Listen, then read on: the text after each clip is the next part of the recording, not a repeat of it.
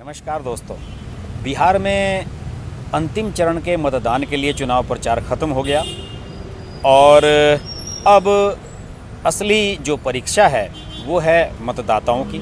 वो किसे चुनते हैं, किसे सत्ता में लाते हैं और क्या उनका रवैया रहा, और जो नेताओं ने उनसे वादे किए, जो उनसे बातचीत हुई, जो उन्हें भरोसा दिलाया गया, जो पिछले 5 साल का शासनकाल रहा नीतीश कुमार का, उसे लेकर वो क्या सोचते हैं, इसका फैसला 10 नवंबर को पता लगेगा।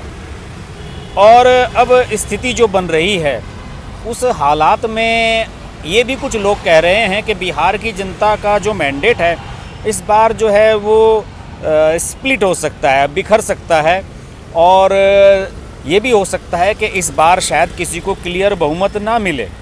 तो ऐसी स्थिति में क्या होगा ये आने वाले समय में ही पता लगेगा।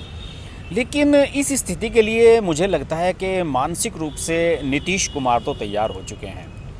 नीतीश कुमार ने जो अंतिम अपनी रैली संबोधित की, चुनाव प्रचार की, और ये उन्होंने प्रचार अंतिम दिन का प्रचार बताया, और उन्होंने ये कहा अपने अंतिम दिन की रैली में कि आज चुनाव का आखिरी दिन है और परसों चुनाव है, ये मेरा आखिरी चुनाव है, अंत भला तो सब भला। अब आप बताइए इनको वोट दीजिएगा या नहीं, हाथ उठाकर बताइए। उन्होंने अपने प्रत्याशी के बारे में वहाँ पर कहा, और उन्होंने ये कहा कि जब हमें काम करने का मौका मिला तब हमने कहा था कि न्याय के साथ विकास किया जाएगा। हमने अपना वादा पूरा किया, हमने किसी की भी उपेक्षा नहीं की, सबको साथ लेकर चले, सबका विकास किया। आगे मौका मिला तो राज्य को विकास की नई ऊंचाइयों पर पहुंचाएंगे। उन्होंने कहा कि अब रोजगार के अवसर पैदा होंगे, लोगों को की आर्थिक स्थिति में सुधार होगा और सब कुछ होगा। ये सब बातें उन्होंने कही, और उन्होंने सेंट्रल गवर्नमेंट के बारे में भी बहुत कुछ बातें कही।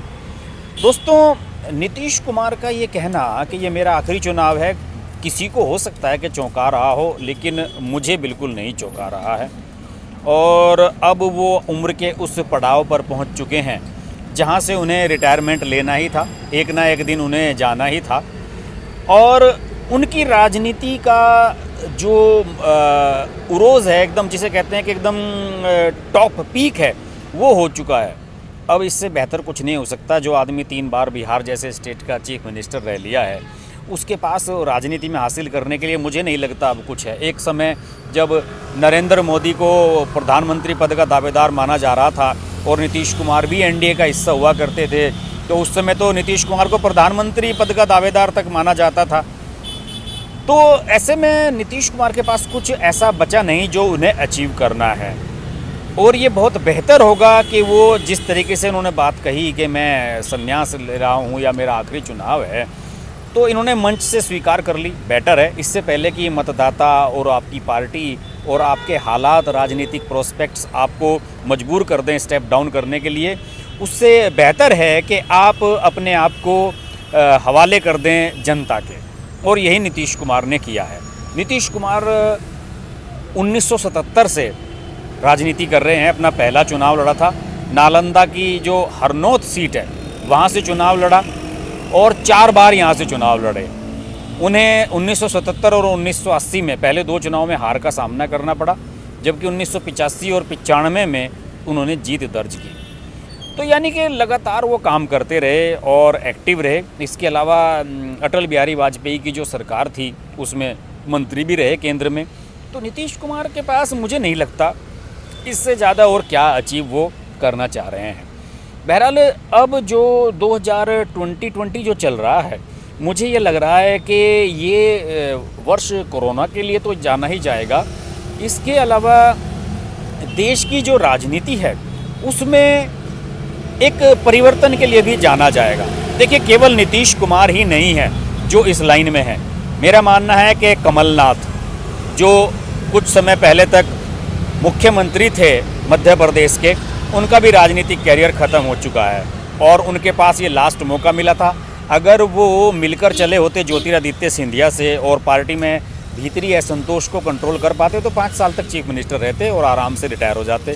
लेकिन अब उन्हें गद्दी से उतार दिया गया और अब वो उपचुनाव में अपनी इज्जत बचाने के लिए फिर रहे हैं, जो मुझे लगता है बचने वाली नहीं है। इसी की तरह मेरा मानना है कि जो अशोक गहलोत हैं, राजस्थान के चीफ मिनिस्टर, वो भी अपनी अंतिम पारी खेल रहे हैं और ये उनके लिए अंतिम मौका है। ये लोग राजीव गांधी के समय के नेता हैं और इनका रिटायरमेंट जो है वो तो होना ही है एक न एक दिन। तो ऐसे में अगर नीतीश कुमार हकीकत को स्वीकार कर लेते हैं और ये भी मान लेते हैं कि ये उनका आखिरी चुनाव है, और इसे लोग ये कह रहे होंगे कि शायद उन्होंने सिंपैथी गेन करने के लिए कुछ किया है, लेकिन बिहार का मतदाता मुझे नहीं लगता कि सिंपैथी वाले फार्मूले को कुछ ज़्यादा तवज्जो देता है। देखिए, वहाँ पे चिराग पासवान अपने पिताजी की सिंपैथी गेन करने का प्रयास कर रहे हैं, लेकिन उसके बावजूद भी मुझे नहीं लगता कि चिराग पासवान को सिंपैथी मिलती हुई कहीं नज़र आ रही है। और मुझे नहीं लगता कि चिराग पासवान की पार्टी कोई ऐसा बवाल मचाने जा रही है कि उससे ये लगे कि भाई वो चिराग पासवान को जो है सहानुभूति मिल गई रामविलास पासवान के अभी निधन की। तो ऐसा कुछ होता हुआ नज़र नहीं आ रहा है। तो ऐसे में नीतीश कुमार के बारे में ये कहना तो गलत होगा कि नीतीश कुमार ने सिंपैथी गेन करने के लिए ऐसा कुछ कहा है जिससे कि अंतिम चरण में उनके समर्थन में लोग वोट कर दें। आपको जाना है, आप जाइए, लोगों को इससे कोई मतलब नहीं है। आपने जो किया वो आपके साथ है, आपने जो नहीं किया उसे लोग जानते हैं, तो आपको इस पर कोई फ़र्क नहीं पड़ने वाला है। बहरहाल नीतीश कुमार ने मेरा मानना है कि सही समय पर सही कॉल की है, और अब ये एक बहुत बड़ा सवाल होगा। इस चुनाव के नतीजे भले ही नीतीश कुमार के समर्थन में आएँ या खिलाफ आएँ, लेकिन इन चुनावों में ये भी देखने वाली बात होगी कि अगर नीतीश कुमार इस प्रदेश की कमान नहीं संभालेंगे तो कौन संभालेंगे, क्योंकि उनके सामने जो लोग चुनाव लड़ रहे हैं वो भी न्यू कमर्स हैं, जो कभी नहीं बने हैं। जैसे कि तेजस्वी यादव, वो उनके मेन कॉम्पिटिटर हैं। आरजेडी का जो कमान है लालू प्रसाद यादव की पार्टी की, वो उठाए हुए हैं। और मेरा मानना है कि तेजस्वी यादव को चीफ मिनिस्टर बनने से ज़्यादा ज़रूरी उनके लिए ये है कि वो अपनी जो पार्टी है, उनकी अपने पिताजी की जो पार्टी है राष्ट्रीय जनता दल, वो उसको अपने कंधों पर कैसे उठा पाते हैं, उसमें उनकी एक्सेप्टेंस कैसी बढ़ती है। तो ये बहुत बड़ा एक सवाल होगा कि नीतीश कुमार अगर संन्यास ले लेंगे और नीतीश कुमार खुदा ना खास्ता अगर इस बार चीफ मिनिस्टर नहीं बने, और जैसे कि ये है कि घालमेल वाली सरकार बनी, तो उसके बाद ये भी एक बहुत बड़ा सवाल होगा कि इस कमान को आगे कौन संभालेगा, और बिहार का सबसे बड़ा फेस कौन होगा, ये एक बहुत बड़ा सवाल है। क्योंकि जितने भी दल उनके सामने हैं, बीजेपी में सुशील मोदी से बड़ा नेता कोई नज़र नहीं आता, नंदकिशोर यादव वगैरह कुछ लोगों को अगर छोड़ दिया जाए, और लोक जनशक्ति पार्टी इस लायक है नहीं कि पूरे प्रदेश को रिप्रेजेंट कर सके।